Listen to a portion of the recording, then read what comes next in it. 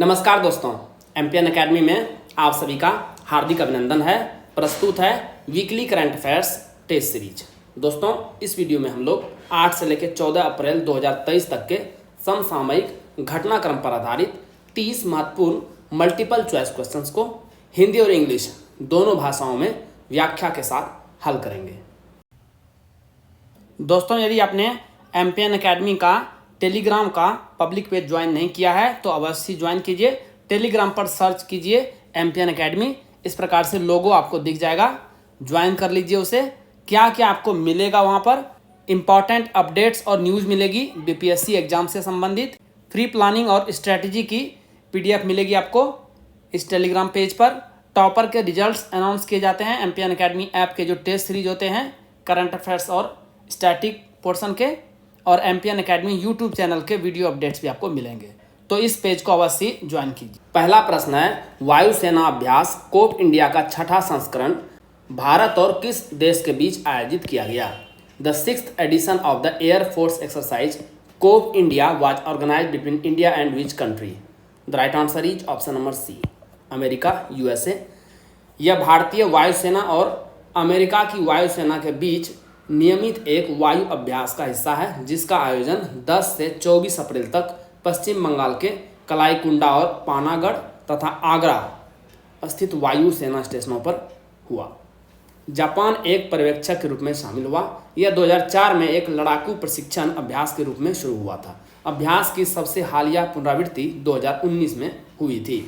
अंतर्राष्ट्रीय big cat alliance IBCA का शुभारंभ किनके द्वारा किया गया? Who launched the International Big Cat Alliance IBCA? The right answer is option number A, Narendra Modi. Project tiger के 50 साल पूरे होने के उपलक्ष्य में कर्नाटक के मैसूरू में 9 अप्रैल को आयोजित मेगा अंतर्राष्ट्रीय कार्यक्रम में प्रधानमंत्री नरेंद्र मोदी ने 7 बड़ी बिल्लियों, तस्वीर में देखिए, जैसे कि बाघ, शेर, हिम, तेंदुआ, चीता, जगुआर और प्यूमा के संरक्षण के लिए शुरू किया। ये जो अलायंस है इसमें 97 देश शामिल हैं। राष्ट्रपति द्रौपदी मुर्मू ने हाल ही में किस राज्य में स्थित तेजपुर वायुसेना स्टेशन से सुखोई 30 MKI लड़ाकू विमान में 30 मिनट की उड़ान भरी? President Droupadi Murmu recently flew for 30 minutes in a Sukhoi 30 MKI fighter aircraft from Tezpur air station located in which state? The right answer is option number A, Assam. यह इस तरह की उड़ान भरने वाली तीसरी राष्ट्रपति और दूसरी महिला राष्ट्रपति हैं। इससे पहले पूर्व राष्ट्रपति प्रतिभा पाटिल ने भी इसमें उड़ान भरी थी। तेजपुर वायुसेना स्टेशन चीन के निकट भारतीय वायुसेना का एक महत्वपूर्ण हवाई अड्डा है। इसमें लड़ाकू स्क्वाड्रन, एक हेलीकॉप्टर इकाई और रडार तथा मिसाइल स्क्वाड्रन स्थित है। सुखोई 30 MKI रूस के सुखोई द्वारा विकसित और भारत के हिंदुस्तान एरोनॉटिक्स लिमिटेड HAL द्वारा लाइसेंस प्राप्त एक मल्टी रोल यानी बहुभूमिका वाला लड़ाकू विमान है। किस कमांड ने संयुक्त सैन्य अभ्यास कवच 2023 का आयोजन किया? Which command organised the joint military exercise Kavach 2023? The right answer is option number D, Andaman और निकोबार कमान। अंडमान और निकोबार कमान भारतीय सशस्त्र बलों की एकमात्र त्रिसेवा थिएटर कमांड है, जो केंद्र शासित प्रदेश अंडमान और निकोबार द्वीप समूह में पोर्ट ब्लेयर में स्थित है। इस अभ्यास में थल सेना, नौसेना, वायुसेना और तटरक्षक बल के उपकरण शामिल थे। इसमें एम्फीबियंस लैंडिंग, जो कि आक्रमण के लिए समन्वित भूमि, समुद्र और वायुसेना की सैन्य कार्रवाई है, एयर लैंडिंग ऑपरेशन, हेलीबॉर्न ऑपरेशन तथा अंडमान और निकोबार द्वीप समूह के एक दूरस्थ द्वीप पर विशेष बलों की तीव्र तैनाती शामिल थी। किस केंद्र शासित प्रदेश की लोकप्रिय विश्व प्रसिद्ध बसोहली पेंटिंग को राष्ट्रीय कृषि एवं ग्रामीण विकास बैंक नाबार्ड द्वारा अनुमोदन के बाद GI टैग प्राप्त हुआ है? The popular famous Basohli painting of which union territory has received GI tag after the approval by the NABARD? The right answer is option number C, Jammu और कश्मीर। 17वीं और 18वीं शताब्दी के दौरान कठुआ जिले से अपनी लघु कला शैली के लिए लोकप्रिय बसोहली पेंटिंग रंग और रेखा की अपनी साहसिक जीवन शक्ति के लिए जाना जाता है। यह पहली बार है कि जम्मू क्षेत्र को हस्तशिल्प के लिए GI टैग मिला है। केंद्र शासित प्रदेश जम्मू कश्मीर के उत्पादों को इन 33 उत्पादों की सूची में शामिल किया गया है, जिन्हें हाल ही में एक साथ GI टैग मिला है। जिन स्टूडेंट्स को 69वीं BPSC प्रीलिम्स एग्जाम के लिए करंट अफेयर्स का पीडीएफ चाहिए, उसके बारे में जानकारी यहाँ पर दी जा रही है। लेकिन आइए सबसे पहले यह जानते हैं कि एम्पियन एकेडमी का पीडीएफ ही क्यों, क्योंकि दोस्तों हमने करके दिखाया है। आइए पिछले 4 साल और 5 एग्जाम्स की परफॉर्मेंस आपको दिखाते हैं। 66वीं बीपीएससी प्रीलिम्स का एग्जाम 2020 में हुआ था। कुल प्रश्न एम्पियन एकेडमी पीडीएफ से टैली हुआ है 36। बिहार एसआई प्रारंभिक परीक्षा 2021, क्योंकि 2021 में बीपीएससी का कोई एग्जाम हुआ ही नहीं कोविड के कारण से, तो जो सेकेंड बेस्ट एग्जाम हुआ है वो हमने लिया है। उसमें शिफ्ट 1 और शिफ्ट 2 दोनों मिला करके 31 प्रश्न टैली हुए हैं। 67वीं बीपीएससी प्रारंभिक परीक्षा 2022 में एक बार तो कैंसिल हो गया था और फिर उसके बाद री एग्जाम हुआ, दोनों मिला करके 59 प्रश्न टैली हुए हैं। बीपीएससी सीडीपीओ प्रारंभिक परीक्षा 2022 में ही 30 प्रश्न टैली हुआ है एम्पियन एकेडमी पीडीएफ से। और अभी हाल ही में 68वीं बीपीएससी प्रारंभिक परीक्षा 2023 में हुआ है और इस बार के प्रश्न बहुत ही हार्ड थे, यहाँ भी प्रश्न टैली हुआ है 23। तो दोस्तों आपने देखा 4 साल 5 exams, consistency at its best. Empian academy दोस्तों कंसिस्टेंसी के लिए जाना जाता है। कुल मिला करके Empian academy current affairs PDF से इन 5 एग्जाम्स में 217 प्रश्न पूछे गए थे करंट अफेयर्स से संबंधित और 179 क्वेश्चंस टैली हुआ है एम्पियन एकेडमी पीडीएफ से। तो परफॉर्मेंस क्या रहा 82.49% and that is Empian academy for you. दोस्तों इन सभी एग्जाम्स में पूछे गए करंट अफेयर्स जो कि एम्पियन एकेडमी से टैली हुए हैं, इस सभी की वीडियो आपको इस यूट्यूब चैनल पर मिल जाएगी और हमारे एम्पियन एकेडमी के टेलीग्राम पेज पर भी वीडियो का लिंक आपको मिल जाएगा। आपको इन सभी वीडियोस को देखना चाहिए क्योंकि इससे आपको पता चलेगा कि किस प्रकार से प्रश्न बीपीएससी प्रीलिम्स एग्जाम्स में पूछे जाते हैं और एम्पियन एकेडमी का इस्तेमाल आप लोग इसे क्रैक करने में कैसे कर सकते हैं। आइए अब बात करते हैं कि 69वीं BPSC prelims exam current affairs PDF जो एम्पियन एकेडमी द्वारा जारी की जाती है क्या क्या आपको मिलेगा और किस प्रकार से आप साल भर के करंट अफेयर्स को सिस्टमेटिक तरीके से केवल 18 घंटे में रिवाइज कर सकते हैं एक बार। सबसे पहला टाइप जो कंटेंट मिलेगा वो मिलेगा वीकली करंट एमसीक्यूज नेशनल और इंटरनेशनल। साल भर में कुल 50 पीडीएफ के लगभग रहेंगे। इसमें बजट और इकोनॉमिक सर्वे भी इंक्लूड रहेगा। एक पीडीएफ को रिवाइज करने में 6 मिनट का समय लगेगा, तो 300 मिनट यानी 5 घंटे में आप साल भर के वीकली करंट एमसीक्यूज को एक बार रिवाइज कर सकते हैं। सेकेंड टाइप का कंटेंट है monthly current affairs short notes national और इंटरनेशनल का 12 महीने का 12 पीडीएफ। एक पीडीएफ को रिवाइज करने में आपको 30 मिनट का समय लगेगा, तो कुल 6 घंटे में इसे भी आप साल भर के कंटेंट को समाप्त कर सकते हैं। बिहार मंथली करंट अफेयर्स, इसकी आपको एमसीक्यूज और शॉर्ट नोट्स दोनों एक ही पीडीएफ में अवेलेबल कराई गई है। 14 पीडीएफ रहेगा, 12 महीने का 12 पीडीएफ, उसके बाद इकोनॉमिक सर्वे और बजट।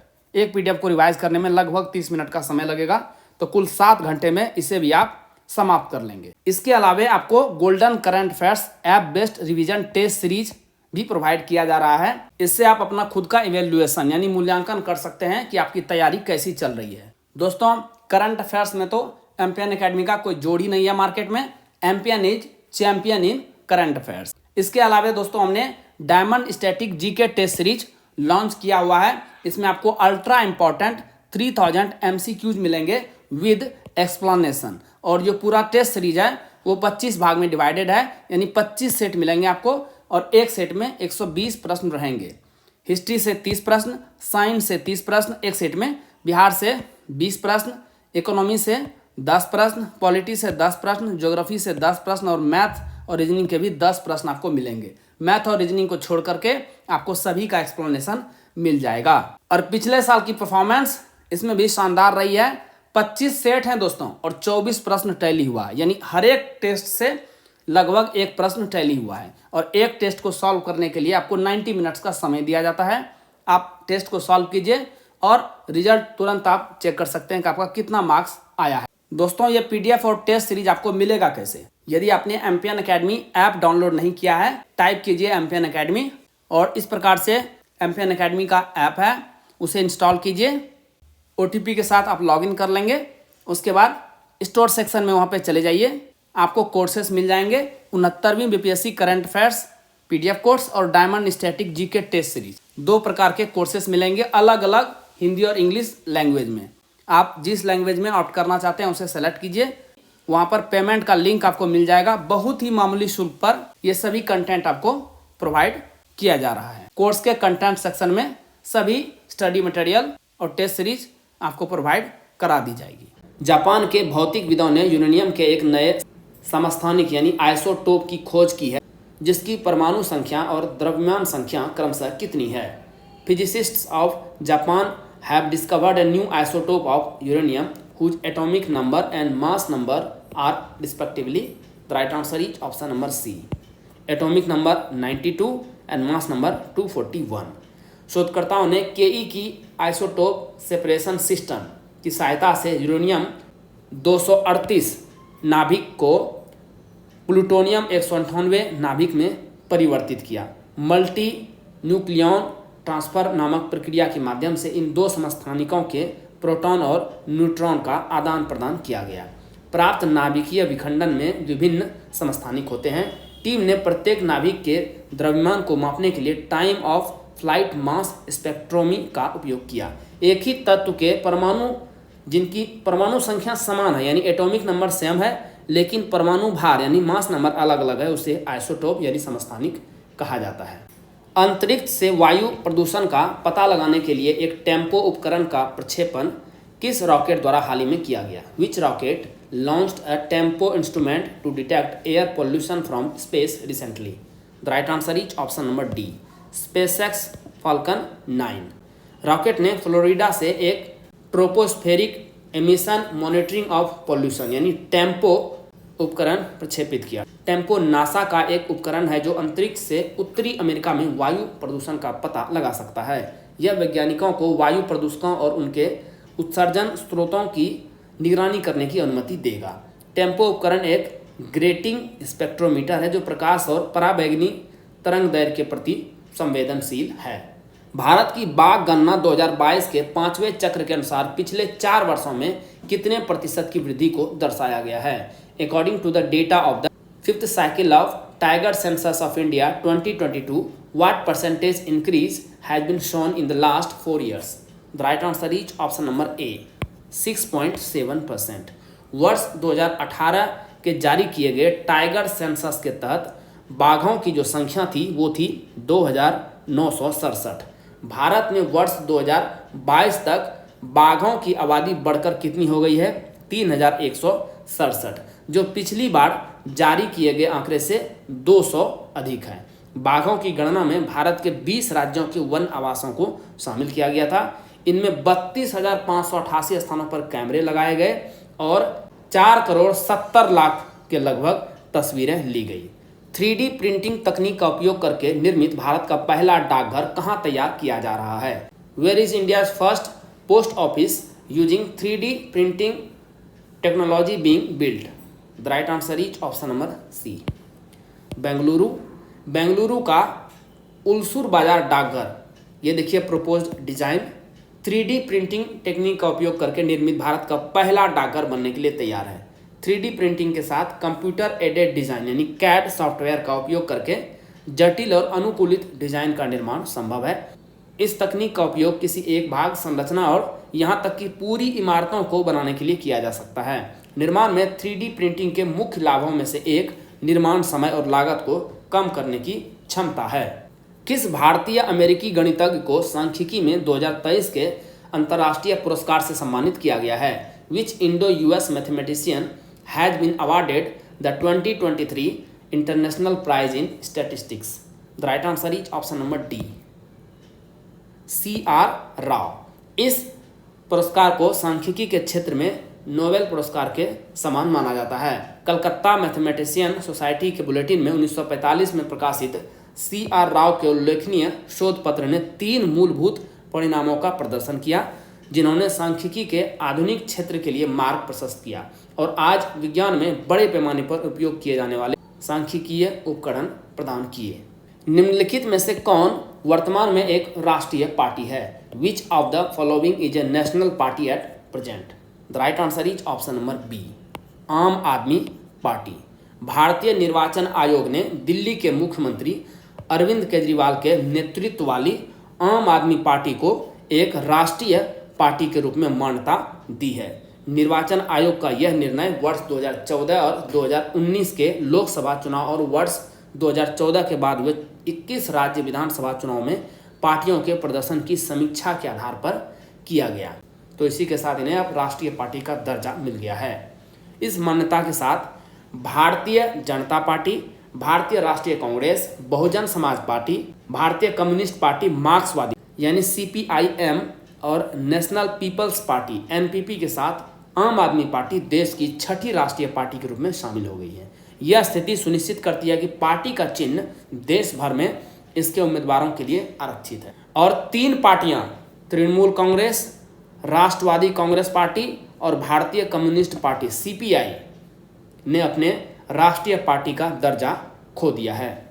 यह जो निर्णय है चुनाव चिन्ह आरक्षण और आवंटन आदेश 1968 में निर्धारित मानदंडों पर आधारित था। किस राज्य की पारंपरिक गोंड पेंटिंग को GI टैग प्रदान किया गया है? Which state's traditional Gond painting has been given GI tag? The right answer is option number D, Madhya Pradesh. Gond जनजाति द्वारा बनाई गई ये पेंटिंग्स प्रकृति, जानवरों और धार्मिक विषयों के साथ साथ उनके जीवन के तरीके को दर्शाती है। डिंडोरी जिला गोंड चित्रकला का प्रमुख केंद्र है, हालांकि इसका विस्तार अन्य क्षेत्रों तक देखा जा सकता है।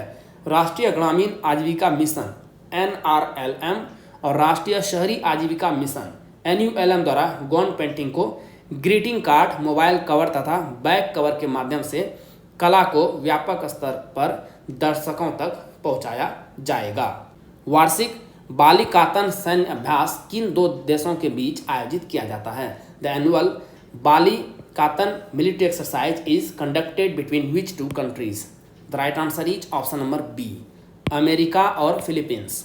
संयुक्त राज्य अमेरिका USA और फिलीपींस ने दशकों में अपना सबसे बड़ा संयुक्त सैन्य अभ्यास शुरू किया है, जिसमें 17,600 से अधिक सैन्य कर्मियों ने अभ्यास में भाग लिया। वार्षिक अभ्यास, जिसे बालिकाटन कहा जाता है, कंधे से कंधा मिलाकर चलने वाला तागालोग शब्द है। इसमें लाइव फायर अभ्यास शामिल हुआ, जिसमें दक्षिण चीन सागर और ताइवान जलडमरू मध्य में एक नाव डुबाने वाला रॉकेट हमला शामिल है। राष्ट्रीय बाघ संरक्षण प्राधिकरण NTCA के वर्ष 2022 के प्रबंधन प्रभावशीलता मूल्यांकन MEE के 5वें चक्र के अनुसार कौन सा अभ्यारण्य प्रथम स्थान पर रहा?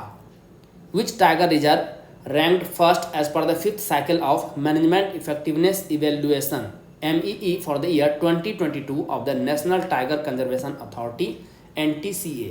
The right answer is option number A, Periyar tiger reserve. अंतर्राष्ट्रीय प्रकृति संरक्षण संघ IUCN की कार्यप्रणाली ने MEE मूल्यांकन की नींव के रूप में कार्य किया, जो 6 मूल्यांकन घटकों संदर्भ, योजना, इनपुट, प्रक्रिया, आउटपुट और परिणाम पर केंद्रित थी। T20 क्रिकेट में सर्वाधिक हैट्रिक लेने का रिकॉर्ड किन के नाम है?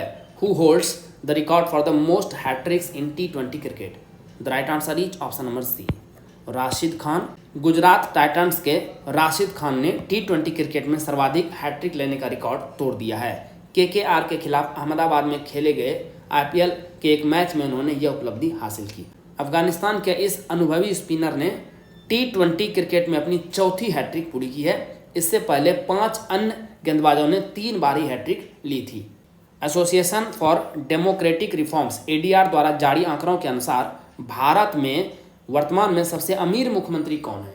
Who is the currently richest chief minister in India as per the data release by association for democratic reforms ADR?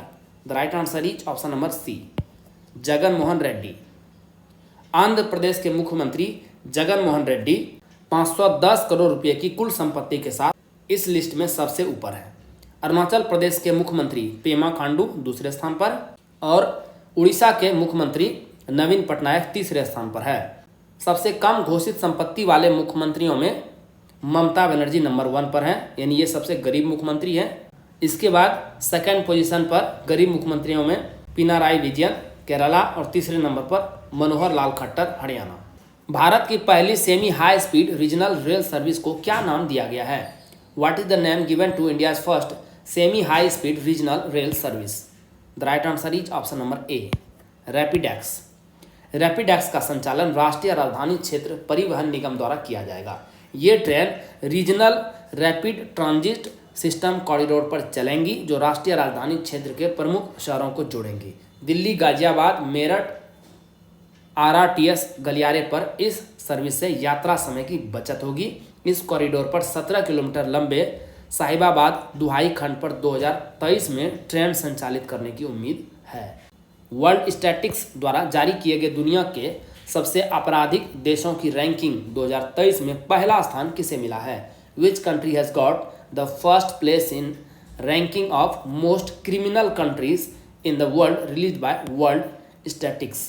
The right answer is option number B, Venezuela. Bharat की rank रही है 77। Ranking के अनुसार Venezuela को सबसे अधिक आपराधिक देश के रूप में पहले स्थान पे रखा गया है, जिसका क्राइम इंडेक्स रहा 82.6। भारत का क्राइम इंडेक्स रहा 44.6 और 100 में इस अंक को घटा देंगे तो सेफ्टी इंडेक्स रहा भारत का 55.4। सेकेंड नंबर पे रहा है पपुआ न्यू गिनी और तीसरे स्थान पर दक्षिण अफ्रीका है। सबसे कम आपराधिक देश है कतर, जिसका रैंक रहा 142 और क्राइम इंडेक्स रहा 14.8। भारत के संविधान के डोगरी संस्करण का विमोचन किसने किया? Who released the Dogri version of the Constitution of India? The right answer is option number B, Kiren Rijiju. इसका विमोचन केंद्रीय कानून मंत्री किरेन रिजिजू ने किया। इसे जम्मू विश्वविद्यालय में जारी किया गया। इस अवसर पर जम्मू कश्मीर के मुख्य न्यायाधीश एवं लद्दाख उच्च न्यायालय के न्यायमूर्ति कोटेश्वर सिंह भी मौजूद रहे। भारत का संविधान दुनिया के सबसे लंबे लिखित संविधानों में से एक है। हाल ही में विदेश मंत्रालय ने आज़ादी का अमृत महोत्सव के अवसर पर भारत के संविधान के 7 दशक विषय पर एक संगोष्ठी का आयोजन किया था। किस उच्च न्यायालय द्वारा विकसित भोरक्छा यानी ट्रस्ट ऐप को राष्ट्रपति द्रौपदी मुर्मू ने हाल ही में लॉन्च किया है? President Droupadi Murmu has recently launched the Bhoroxa trust app developed by which high court? The right answer is option number C, Guwahati उच्च न्यायालय। संकट की स्थिति में महिलाएं इस ऐप का उपयोग करके जियो लोकेशन के साथ इमरजेंसी कॉन्टैक्ट नंबरों पर SOS मैसेज भेज सकेंगी, साथ ही फ़ोन चेक कर कॉल भी कर सकती हैं। इस ऐप के उपयोग के लिए इंटरनेट कनेक्टिविटी की अनिवार्यता नहीं है। भारत के मुख्य न्यायाधीश DY चंद्रचूड़ ने असम के लिए ई सेवा केंद्र की वेबसाइट पर 2 ऐप का भी अनावरण किया। केंद्रीय गृह मंत्री अमित शाह ने किस राज्य में स्थित एक सीमावर्ती गांव किबिथू में वाइब्रेंट विलेज प्रोग्राम लॉन्च किया? Union home minister Amit Shah launched the vibrant villages programme VVP at Kibithoo, a border village located in which state? The right answer is option number D, Arunachal Pradesh. 10 अप्रैल को केंद्र द्वारा शुरू किए गए इस कार्यक्रम का उद्देश्य भारत चीन सीमा पर गांवों का व्यापक विकास करना है। सरकार ने 4800 करोड़ रुपए के साथ इस योजना को मंजूरी दी है, जिसमें वित्तीय वर्ष 2022-23 से 2025-26 के लिए विशेष रूप से सड़क संपर्क के लिए 2500 करोड़ रुपए आवंटित किए गए हैं। किस सेंट्रल अमेरिकी देश ने क्रिप्टो फर्मों को लाइसेंस देने की पहल शुरू की है? Which central American country has launched an initiative to license crypto firms? The right answer is option number D, El Salvador. Bitfinex El Salvador में आधिकारिक लाइसेंस प्राप्त करने वाली पहली क्रिप्टो करेंसी बन गई है। यह लाइसेंस बिटफिनिक्स को देश के कानूनी प्रावधानों के अनुसार देश में क्रिप्टो संबंधित सेवाएं प्रदान करने की अनुमति देगा। अल सल्वाडोर 2021 में बिटकॉइन को भुगतान विकल्प के रूप में स्वीकार करने वाला दुनिया का पहला देश बना था। उत्तर पूर्वी भारत के पहले एम्स का उद्घाटन किस शहर में किया गया? In which city was the first AIIMS of north east India inaugurated? The right answer is option number D, Guwahati. प्रधानमंत्री नरेंद्र मोदी ने असम के चांगसारी में आयोजित एक समारोह में गुवाहाटी एम्स राष्ट्र को समर्पित किया। PM मोदी ने नलबाड़ी, नागांव और कोकराझार में 3 मेडिकल कॉलेजों का भी उद्घाटन किया। साथ ही उन्होंने IIT गुवाहाटी में Assam advance health care innovation institute की आधारशिला भी रखी। प्रधानमंत्री ने असम के 1.1 करोड़ लाभार्थियों को औपचारिक रूप से आयुष्मान भारत कार्ड का भी वितरण किया। 132वीं जयंती के मौके पर किस शहर में स्थित हुसैन सागर झील के किनारे बाबा साहेब डॉक्टर भीमराव अम्बेडकर की 125 फीट ऊंची प्रतिमा का अनावरण किया गया? In which city on the occasion of 132nd birth anniversary, a 125 feet tall statue of Baba Saheb Dr. Bhimrao Ambedkar was unveiled on the banks of Hussain Sagar Lake? The right answer is option number B, Hyderabad. 14 अप्रैल को doctor Bhimrao Ambedkar के जन्म दिवस पर तेलंगाना के मुख्यमंत्री के चंद्रशेखर राव ने उनकी 125 फीट ऊंची प्रतिमा का लोकार्पण किया, जिसे भारत में अम्बेडकर की सबसे ऊंची प्रतिमा मानी जा रही है। इस प्रतिमा की कुल ऊंचाई है 175 फीट, जिसमें 50 फीट की ऊंचाई में संसद के भवन जैसा दिखने वाला उच्च गोलाकार आधार है। तस्वीर में आप देख सकते हैं। आईपीएल में सबसे तेज 100 विकेट हासिल करने वाले गेंदबाज कौन बन गए हैं? Who has become the fastest bowler to get 100 wickets in IPL? The right answer is option number C. Kagiso Rabada. Punjab Kings की टीम से खेलने वाले दक्षिण अफ्रीका के इस तेज गेंदबाज ने गुजरात टाइटंस के खिलाफ खेले गए एक मैच के 5वें ओवर में रिद्धिमान साहा का विकेट लेकर यह कीर्तिमान रचा। कगिसो रबाडा ने अपने 100 आईपीएल विकेट मात्र 64 मैचों में लिया है। पिछला रिकॉर्ड श्रीलंका के लसिथ मलिंगा के नाम था, जिन्होंने अपने 100 आईपीएल विकेट 70 मैचों में हासिल किया था। आईपीएल में रॉयल चैलेंजर्स बेंगलोर के लिए खेले जाने वाले भारत के तेज गेंदबाज हर्षल पटेल सबसे तेज 100 विकेट लेने वाले भारतीय गेंदबाज बन गए हैं। इन्होंने यह उपलब्धि 81वीं पारी में हासिल किया। किसी एक फ्रेंचाइजी टीम के लिए 200वें मैच में कप्तानी का अनोखा रिकॉर्ड किस खिलाड़ी ने बनाया है? Which player has created a unique record of captaincy in the 200th match for a single franchise team? The right answer is option number B. MS Dhoni. भारतीय टीम के पूर्व कप्तान और आईपीएल में चेन्नई सुपर किंग्स का नेतृत्व करने वाले महेंद्र सिंह धोनी ने चेन्नई में राजस्थान रॉयल्स के खिलाफ खेले गए मैच के दौरान इतिहास रचते हुए सीएसके के कप्तान के रूप में अपने 200 आईपीएल मैच पूरे किए। वह ऐसा करने वाले न सिर्फ आईपीएल बल्कि दुनिया के किसी एक फ्रेंचाइजी के पहले कप्तान बन गए हैं। भारत में पहली बार अंडर वाटर मेट्रो रेल का सफल संचालन किस शहर में किया गया? In which city was the under water metro rail successfully operationalised for the first time in India? The right answer is option number C, Kolkata.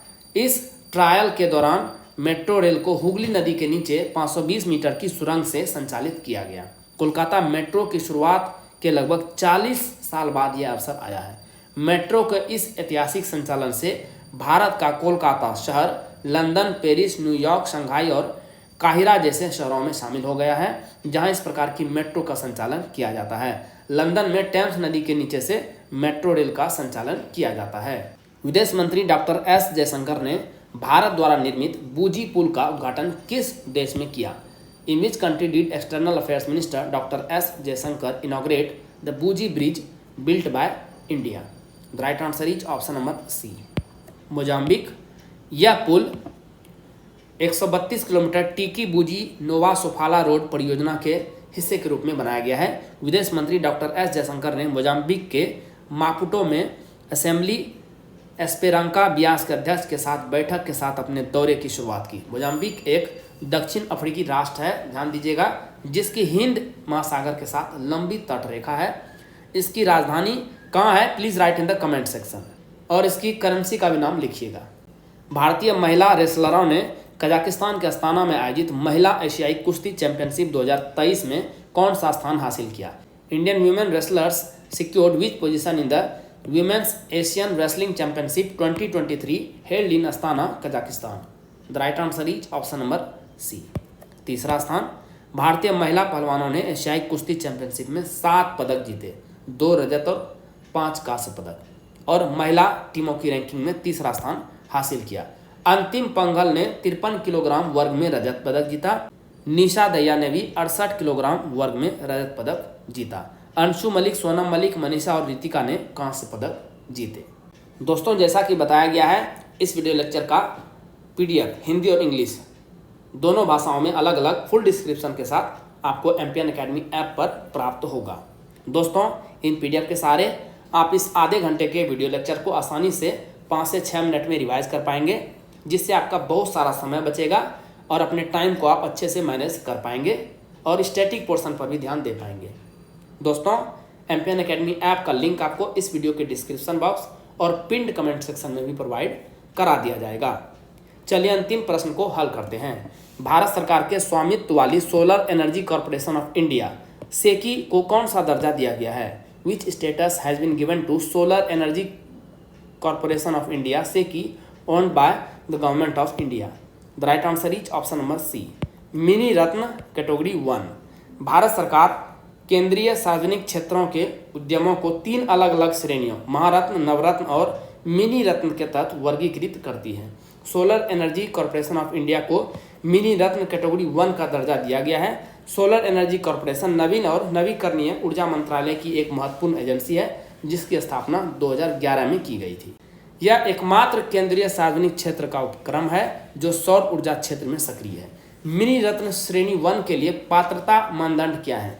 3 वर्षों के लिए लगातार लाभ या 3 वर्षों में से एक में 30 करोड़ रुपए या इससे अधिक शुद्ध लाभ अर्जित किया हो, तभी यह कैटेगरी मिलती है। दोस्तों, इसी के साथ साप्ताहिक करंट अफेयर्स टेस्ट सीरीज के इस संस्करण को समाप्त करने की आपसे इजाजत चाहूंगा। वीडियो देखने के लिए बहुत बहुत धन्यवाद। जल्द ही मिलते हैं अगले वीडियो में। All the best for your exam preparation.